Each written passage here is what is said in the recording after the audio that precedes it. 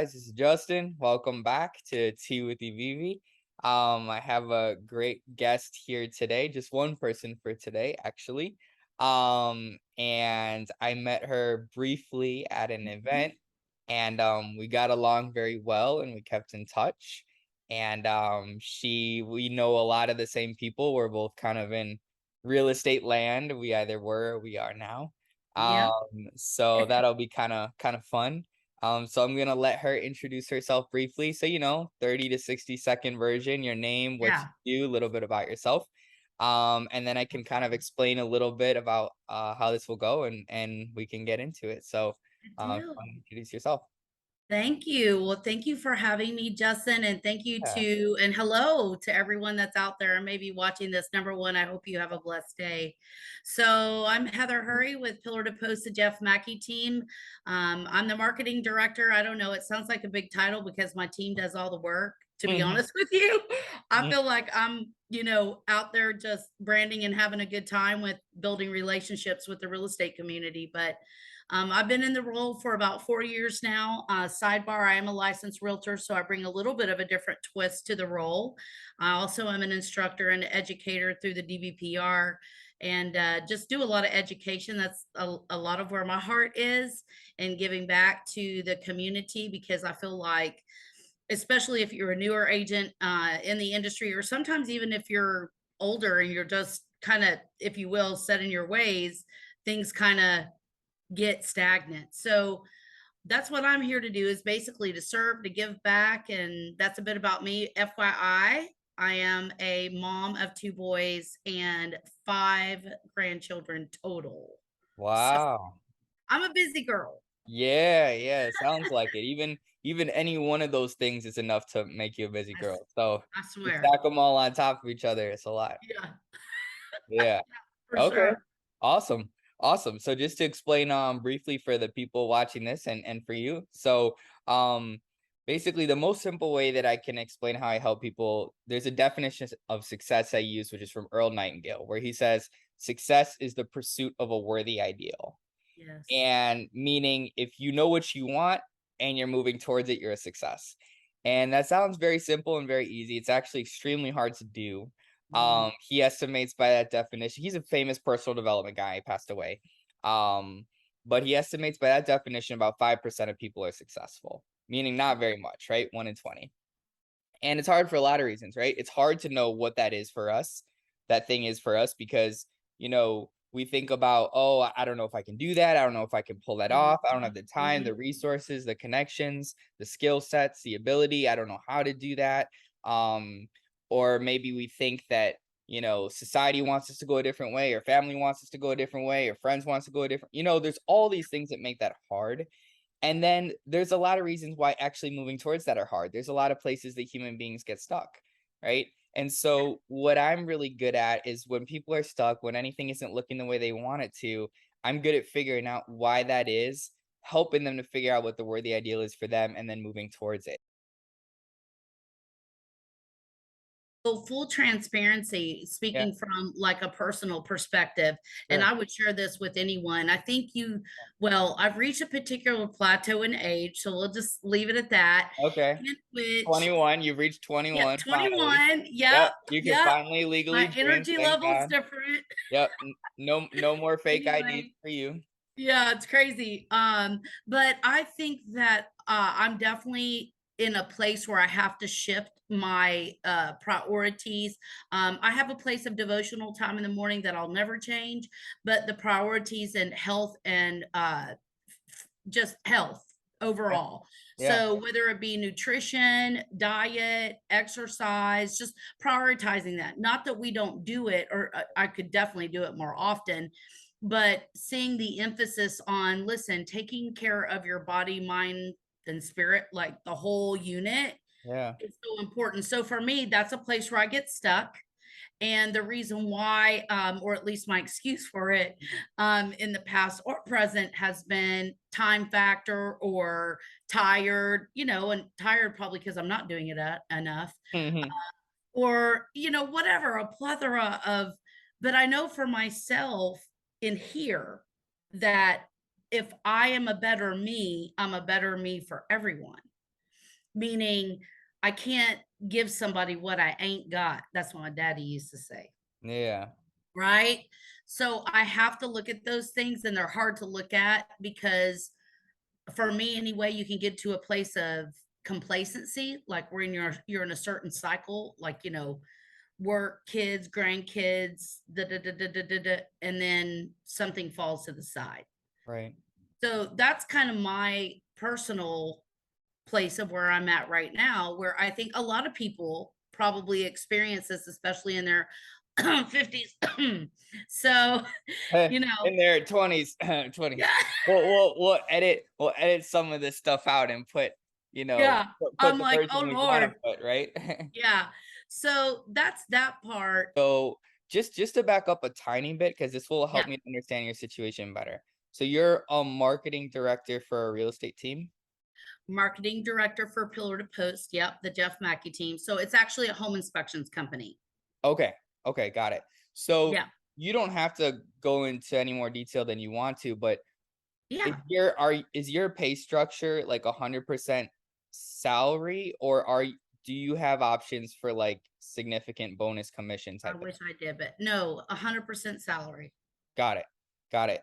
And how much real estate are you doing? Because that's obviously performance oriented. Yes, yes. I'm probably more like 75-25, meaning 75% of my time is spent full time with Pillar to Post. Got it. Got Yeah. it.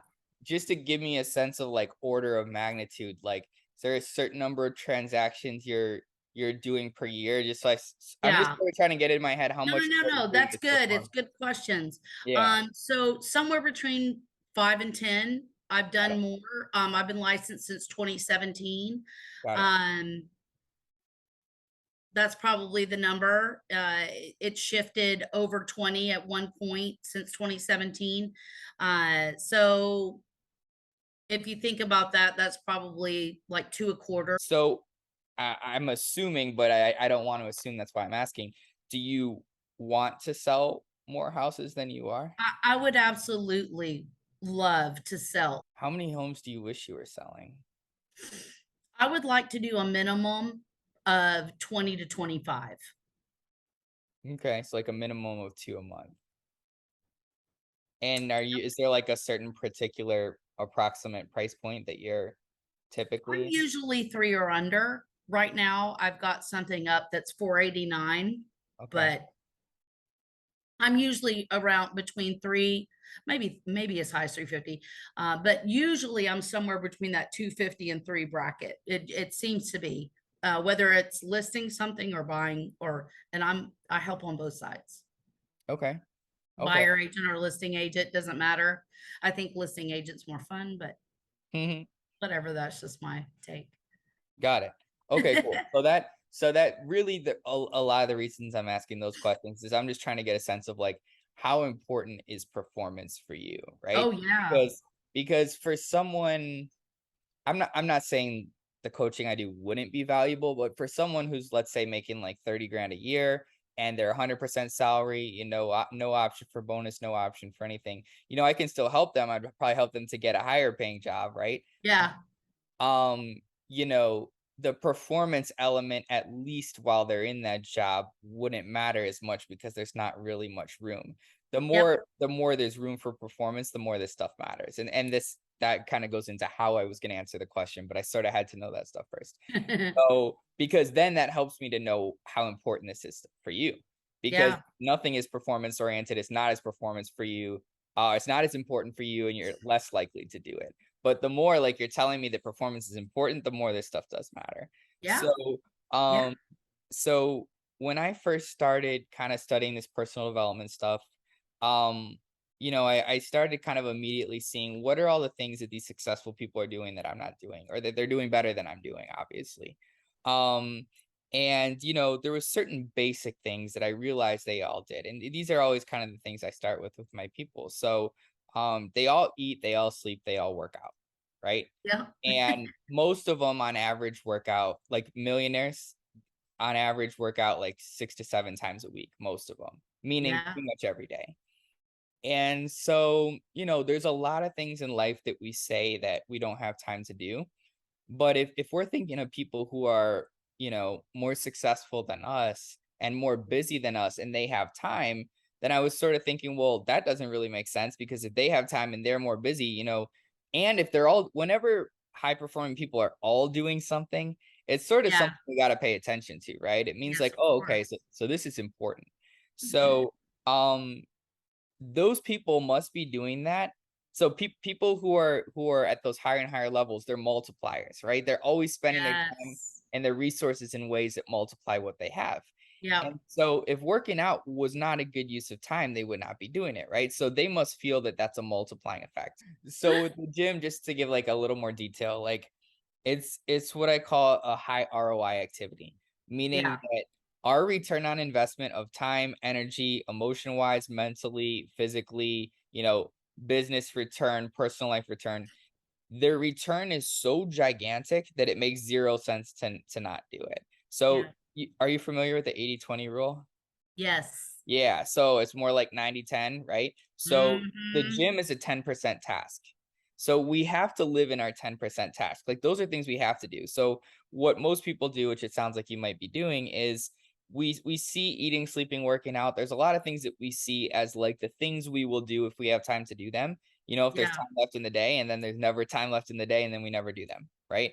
So the first thing is to see it as something that's mandatory, to see it as like Mhm. this happens every day, and then other things happen around this thing. So anything that's a Yes. 10% task has to happen, and the other things go around those things, right? Mhm. The gym is one of those things. So just like recap, if these people who are way more successful than us have time to do it, then we do too. Um, I explain this a lot for people of a lot of times the way to understand how important something is to understand the price if we don't, right? Yeah. So if you So want to be true. performance oriented and you want to go from, you know, a home every other month to 2 a month or maybe even way more than that, there's a Mhm. certain amount of energy you're gonna need to have to do That's that, true. right? And our results in life are gonna be very, very highly correlated to the amount of energy we show up with in the world, at least on a consistent basis. Sometimes we might get a little better results, sometimes a little less, but Yeah. consistently, it's gonna be very, very high correlation. Yep. And so, you know, to accomplish big, exciting, awesome things, there's really a certain amount of energy we need to have. Yeah. And it's not really possible to have that without the fitness part. It's just That's not. true. And so if you want what's up here, you have to understand that if you don't do this, you're guaranteed to not get that. Yes. And so I'm where 100% in agreement with you on that. else can I try to help you with? Like, where else are you feeling stuck, your frustrations, what you wish maybe was going differently? Could be career side, could be personal side, and I'll Yeah. help as much as I can in the time we have remaining. Um, well, I guess this is probably more the personal side too. Uh-huh. So I went through a very not, and again, I'm sure there's other folks out there or women too that can relate to this, but I went Yeah. through a very not nice divorce and separation back in 2015. Okay. And, I came from, unfortunately, I mean, it's just part of my story, but it's fortunate as well. Yeah. Unfortunate that you have to experience it, but fortunate that you learn from it, I guess, but from more of a domestic related issue. Yeah. And some of that was combined with, some of my background and so forth and so on. So there Yeah. were some things that were going on behind the scenes that maybe a lot of people didn't realize, but I was dealing with. And then I think it affected the relationship. But nonetheless, I've been on my own since 2016 or so. Yeah. And, just in general, no big deal. I love my alone time. I've actually gotten, um, I have peace with being with me. I Yeah. say with me and Jesus. Yeah.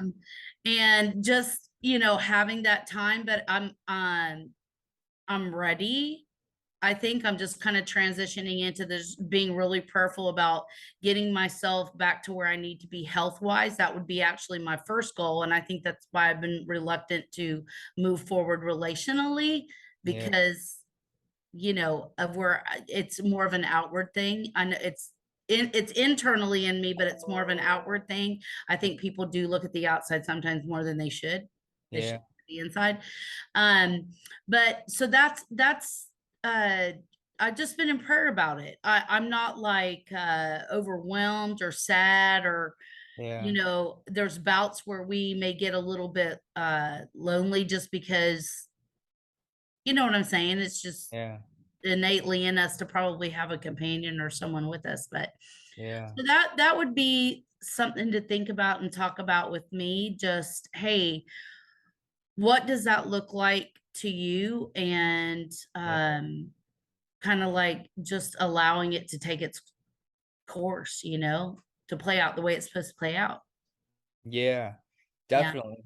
No, and I mean, this is a very interesting category of life, right? For a lot Yeah, of it reasons. is. I mean, to go the most basic psychology level, human beings first want to survive, right? We got to survive Yep. or we're dead, and we don't want to die. We want to survive.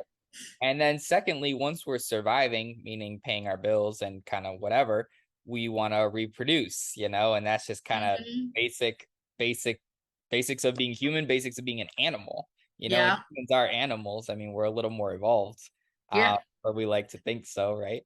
Um, but it's a very, very important category of life. I think, and look, this is a tricky category, I think, for most people, right? Yeah. And it's a complex category. Of what I've seen, there's a lot of different ways I could take this, but I think one of the hard things about trying to fix that category is that a lot of times, like you said, there's a lot of stuff within ourself that Uh-huh. probably be going better. And so it's like when you're taking those insecurities into an already tricky category of life, it kind of makes it even that much more It tricky. does. It does. So And the um message that I've been, getting, and I'm sure this is probably relative to maybe one of the points that you'll make is yeah. you it you can't necessarily walk into a relationship and expect for it to work if there's still parts in you that need to be healed. So Yeah. as quickly as I've tried, or we do as humans try to not necessarily pursue it, force it, look for it, whatever that word may be. I don't even know. Yeah. Um, it just there's closed doors. And I'm okay with that. You know what I'm saying? Because I think those are learning lessons like, hey, not yet. So thinking like being intuitive enough to catch on to that and be aware of it. But then there's also the part of it for the women in the house, maybe not you because you're a guy, Mm. but you also sometimes look at yourself and go, well, what the heck is wrong with me? So No, look, guys do that too. I can assure you that's a guy thing also. it is. Okay, Yeah. well, I good, I mean, don't look, feel so bad. But, look, this like, is a on the tricky outside, it's "Oh, a you're tricky this category. massive connector. Oh, you're happy. Oh, you're joyful all the time." Yes, and for the most part, I still am, but there's still that missing piece. I mean, come on now, 2016 to now, we're almost 7 years later. But I'm also recognizing that, A, time is just time, so whatever.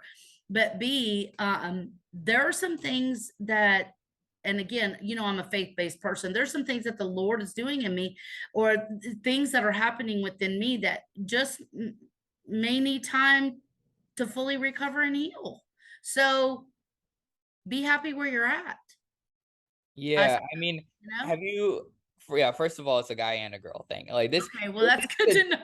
this is a tricky, tricky category because it's like there's so much wrapped up in this Oh category. my gosh, I know, and I Uh, know it. I didn't mean to make it uncomfortable. no, I no, was just no. being honest. No, it's not uncomfortable at all. I just share that because you know, this is a tough category for Yeah. probably everyone, probably all human beings. I mean, that's why I talked about it. I probably talk about the tough stuff, but at the end of the day, I mean, this is life. This is like for real. This is what I'm going through. So, Yeah, yeah. No, this is good. I mean, yeah, you know, I think everybody's different, right? I would say different thing to someone that's like in a relationship versus single versus whatever, right. right? There's lots of different ways that this area can be tricky or not tricky, Sometimes it's yeah, there's lots of different needs or wants that people have in that category and situations they're in and whatever.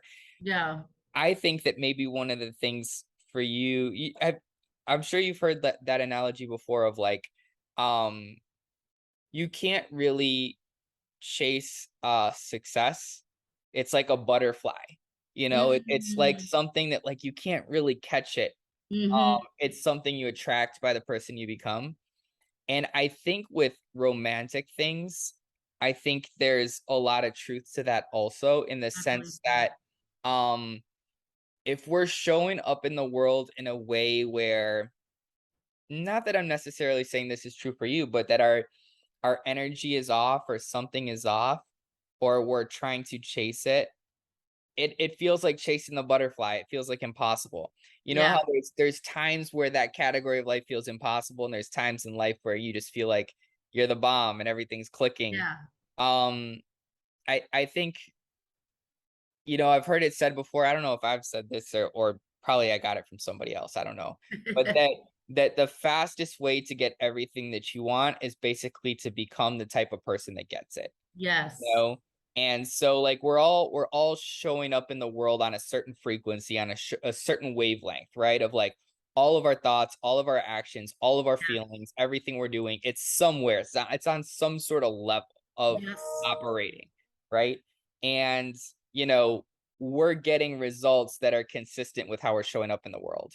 And if we want what's up here, we have to kind of show up in the world as the type of person that gets it. So kind of like the analogy of the success chasing the butterfly. I think a lot of times like we're down here and we're kind of trying to like bring what's up there down Yeah, to us, and yeah. it's like unfortunately that doesn't work very well. And we all Mhm. tried to do that.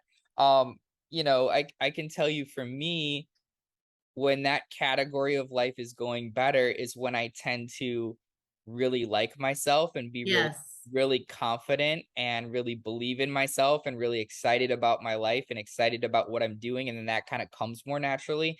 And when I'm more kind of in desperation and frustration and Yeah. anxiety and second guessing myself and that kind of Mhm.